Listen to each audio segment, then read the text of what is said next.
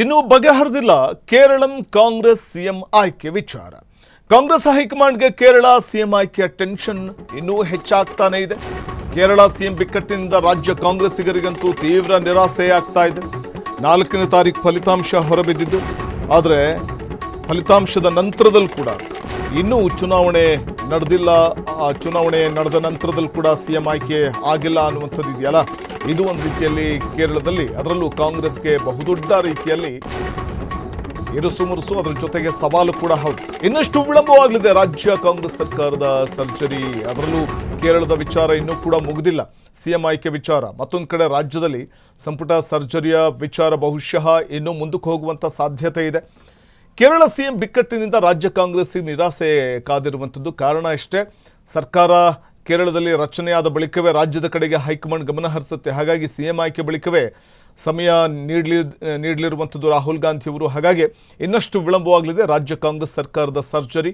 ಸದ್ಯಕ್ಕಿಲ್ಲ ಸಂಪುಟ ಪುನರ್ರಚನೆ, ನಾಯಕತ್ವದ ಬಗ್ಗೆಯೂ ಕೂಡ ಹೈಕಮಾಂಡ್ ಸದ್ಯಕ್ಕೆ ಚರ್ಚೆಯನ್ನಂತೂ ಮಾಡ್ತಿಲ್ಲ. ಕೇರಳದಲ್ಲಿ ಸಿಎಂ ಆಯ್ಕೆ ಬಳಿಕವೂ ಬಿಕ್ಕಟ್ಟು ಬಗೆಹರಿಯುವುದು ಡೌಟ್ ಅಂತ ಹೇಳಲಾಗ್ತಿದೆ. ಕೇರಳಂ ಸಿಎಂ ಬಿಕ್ಕಟ್ಟಿನ ಜೊತೆ ರಾಜ್ಯದಲ್ಲೂ ಅನಿಶ್ಚಿತತೆಯ ಆತಂಕ ಎದುರಾಗ್ತಾ ಇದೆ. ಸಿಎಂ ಬದಲಾವಣೆಗೆ ಕೈ ಹಾಕಿದ್ರೆ ಹೈಕಮಾಂಡ್ಗೆ ಡಬಲ್ ಟ್ರಬಲ್ ಎದುರಾಗೋ ಸಾಧ್ಯತೆ ಇದೆ. ಮೇ ಅಂತ್ಯದವರೆಗೂ ಕಾಂಗ್ರೆಸ್ನಲ್ಲಿ ಯಥಾಸ್ಥಿತಿ ಮುಂದುವರಿಕೆ ಆಗಲಿದ್ದು, ಕೇರಳಂ ಕಾಂಗ್ರೆಸ್ ಬಿಕ್ಕಟ್ಟಿನಿಂದ ರಾಜ್ಯದಲ್ಲಿ ಸದ್ಯಕ್ಕೆ ಯಥಾಸ್ಥಿತಿಯನ್ನು ಮುಂದುವರಿಸಿಕೊಂಡು ಹೋಗಿ ಯಥಾಸ್ಥಿತಿಯನ್ನು ಕಾಯ್ದುಕೊಂಡು ಹೋಗುವ ಸಾಧ್ಯತೆ ಇದೆ. ಮೇ 12 ಬಳಿಕ ಹೈಕಮಾಂಡ್ ಭೇಟಿಗೆ ಯೋಜಿಸಿದ್ರು ಹಿರಿಯ ಶಾಸಕರು, ಯೋಚನೆ ಮಾಡಿದ್ರು.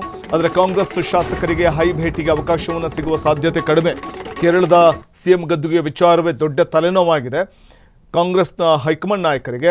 ಹಾಗಾಗಿ ರಾಜ್ಯದ ಸಂಪುಟ ಪುನರ್ರಚನೆಯ ವಿಚಾರ ಇರಬಹುದು ಅಥವಾ ಸಿಎಂ ಗದ್ದುಗೆಯ ವಿಚಾರ ಇರಬಹುದು, ಇತ್ತ ಗಮನ ಹರಿಸೋದು ಡೌಟು ಅಲ್ಲಿನ ನಾಯಕರು. ಅದರಲ್ಲೂ ರಾಹುಲ್ ಗಾಂಧಿಯವರು ನಿರಂತರವಾಗಿ ಕೇರಳದ ಸಿಎಂ ಆಯ್ಕೆ ವಿಚಾರದಲ್ಲಿ ಎದುರಾಗಿರುವಂಥ ಕಗ್ಗಂಟನ್ನು ಪರಿಹರಿಸುವಂಥ ಒಂದು ನಿಟ್ಟಿನಲ್ಲಿ ಆ ಕಡೆ ಅವರು ತೊಡಗಿಸಿಕೊಂಡಿರುವಂಥ ಸಂದರ್ಭದಲ್ಲೇ ರಾಜ್ಯ ಕಾಂಗ್ರೆಸ್ನಲ್ಲಾಗ್ತಾ ಇರುವಂಥ ಬೆಳವಣಿಗೆಗಳು, ಸಂಪುಟ ಪುನರ್ರಚನೆ ಅಥವಾ ಸಿಎಂ ಗದ್ದುಗೆಯ ವಿಚಾರ, ಇದ್ರ ಬಗ್ಗೆ ಹೆಚ್ಚಿನ ತಲೆ ಕೆಡಿಸ್ಕೊಳ್ಳುವಂಥ ಸಾಧ್ಯತೆಗಳು ತೀರಾ ಕಮ್ಮಿ ರಾಹುಲ್ ಗಾಂಧಿ.